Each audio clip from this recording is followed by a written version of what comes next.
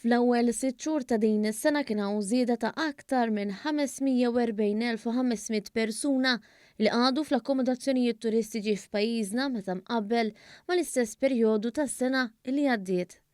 Skont statistika maħruġa mill-Uffiċċju Nazzjonali tal-Istatistika l-NSO b'kollox bejn Jannar u Ġunju ta' din is-sena, it-total ta' dawk li qagħdu f'akkomodazzjoni turistika tela għal aktar minn 766,000. Fl-ewwel nofs ta' din is-sena kien hawn żieda ta' kważi 2,400,000 tal-jieli fl-akkomodazzjonijiet turistiċi meta kkumparat mal-ewwel nofs tal-2021.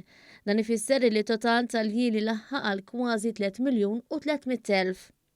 L-Uffiċċju Nazzjonali tal-Istatistika annota wkoll li r-rata ta' okkupanza fl-akkomodazzjoni turistika f'Malta fit-tieni 3 xhur ta' din is-sena kibret bi kważi 41% għal 59.2% meta mqabbel mal-istess perjodu tal-2021.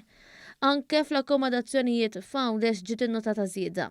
Fil-fatt, l-okkupanza hemmhekk tammonta l-40.5%, jiġifieri żieda ta' kważi 18% meta mqabbel mat-tieni 3 xhur tas-sena illi għaddiet. L-istatistika turi wkoll li bejn April u Ġunju li għaddew, il-medja tal-jieli fl-akkomodazzjonijiet turistiċi f'Malta żdiedet għal 4.5 iljieli, filwaqt li Foundesh li li żdiedu għal kważi 3 iljieli meta mqabbel mal-istess xhur tas-sena l-oħra.